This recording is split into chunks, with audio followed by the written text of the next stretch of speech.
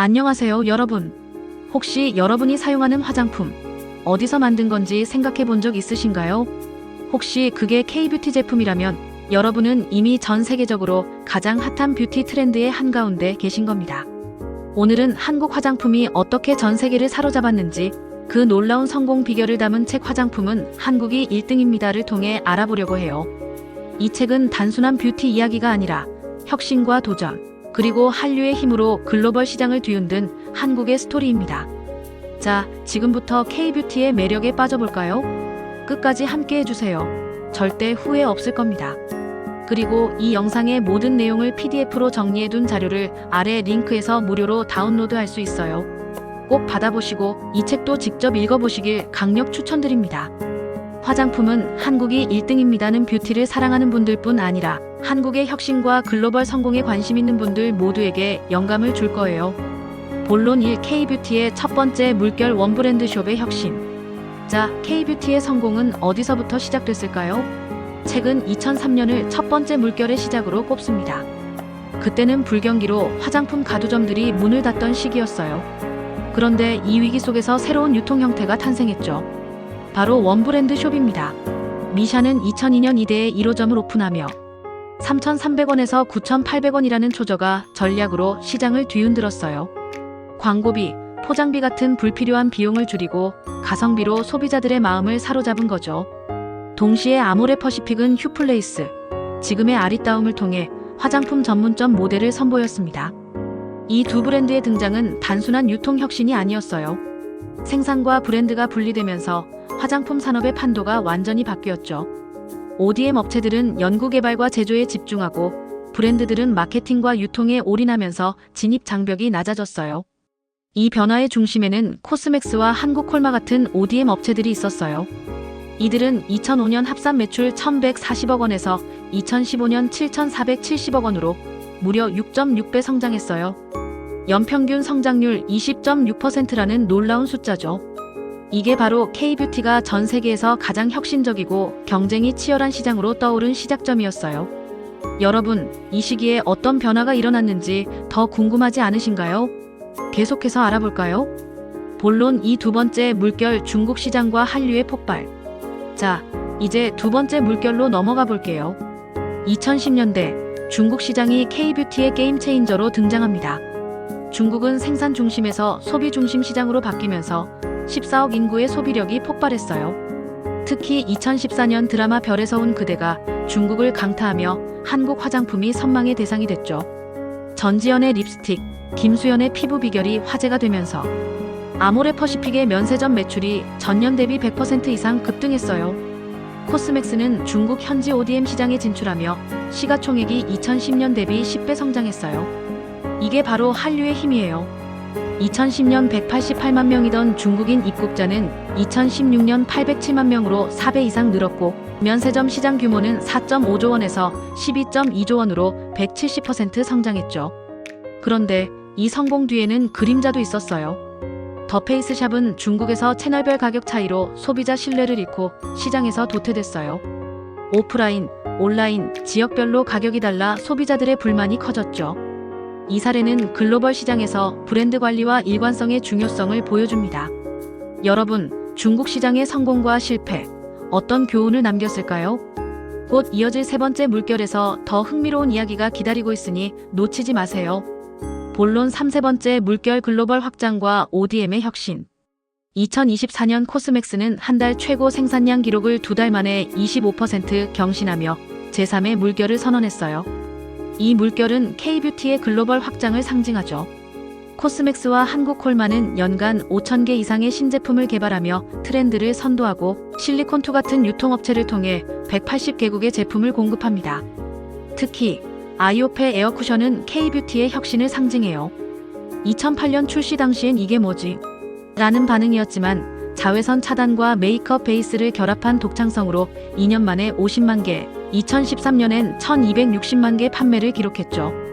이런 혁신이 K-뷰티를 글로벌 톱으로 올려놓은 비결이에요. 실리콘투는 글로벌 유통의 게임 체인저예요.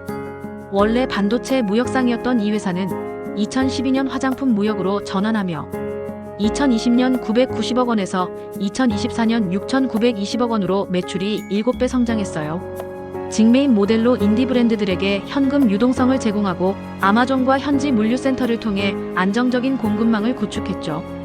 이 모델이 왜 혁신적인지 곧 이어지는 시장별 성공 사례에서 더 자세히 알아볼게요. 본론 4. 일본과 미국 시장에서의 K-뷰티. K-뷰티는 일본과 미국에서도 독보적인 성공을 거뒀어요. 먼저 일본 시장을 볼까요? 일본은 색조 비중이 20%로 낮고 스킨케어 중심이에요. 2010년 센카큐열도 분쟁과 2011년 대지진으로 메이드 인 저펜 화장품에 대한 신뢰가 하락하면서 K-뷰티는 중저가 시장을 공략했죠.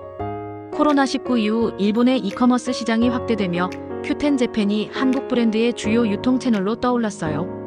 일본 소비자의 50% 이상이 SNS를 통해 화장품 정보를 얻고 유튜브의 영향력이 커지고 있죠.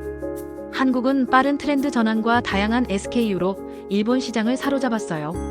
일본 ODM 업체들이 한국의 연간 5,000개 신제품 개발 능력에 경탄한다는 점 정말 놀랍지 않나요? 미국 시장은 색조 비중이 46%로 글로벌 평균 29%를 훌쩍 넘어요. 코로나19로 마스크 착용이 늘면서 여드름과 피부 트러블에 대한 관심이 커졌고 K-뷰티는 시카리들, 펩타이드 같은 첨단 원료로 시장을 공략했죠. 스킨 천사는 얼타뷰티 653개 매장에 입점하며 품절 사태를 일으켰고 티르티르와 라네즈는 아마존에서 베스트셀러를 기록했어요. 틱톡에서 K-뷰티 해시태그가 5억 뷰를 돌파한 건 K-뷰티의 마케팅 파워를 보여줍니다. 일본과 미국 외에도 유럽과 중동 시장에서의 성공은 어떤 비결로 이루어졌을까요? 이 이야기는 정말 놓칠 수 없는 부분이니 끝까지 함께 해주세요. 본론 5. 유럽과 중동, 그리고 미래의 가능성. 유럽에서는 독일, 영국, 프랑스 등 주요 국가로의 수출이 2024년 45% 증가했어요. 독일은 클린뷰티, 프랑스는 친환경 생산, 영국은 실용성과 자연스러움을 중시하며 K-뷰티와의 접점을 찾았죠.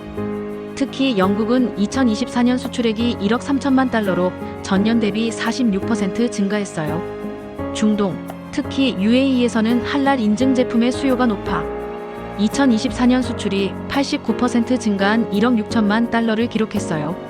스킨케어와 자외선 차단제가 큰 인기를 끌었죠. K-뷰티가 지역별 문화와 소비자 니즈에 맞춘 유연성을 보여준 사례예요. 미래의 가능성도 주목할 만해요. 인도는 25세 이하 인구가 43%로 화장품 시장의 성장 잠재력이 엄청나죠. 아직 소득 수준과 관세 문제로 도전이 있지만 세계 7위 화장품 시장으로서의 가능성은 무궁무진해요.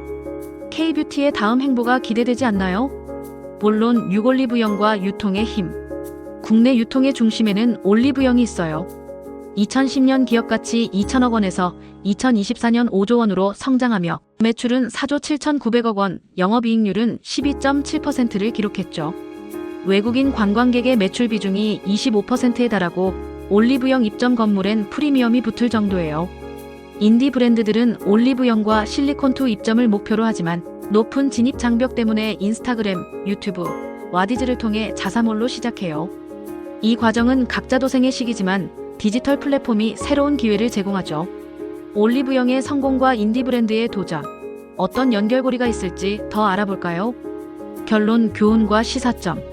화장품은 한국이 1등입니다를 읽으며 K-뷰티의 성공이 단순한 우연이 아님을 알았어요.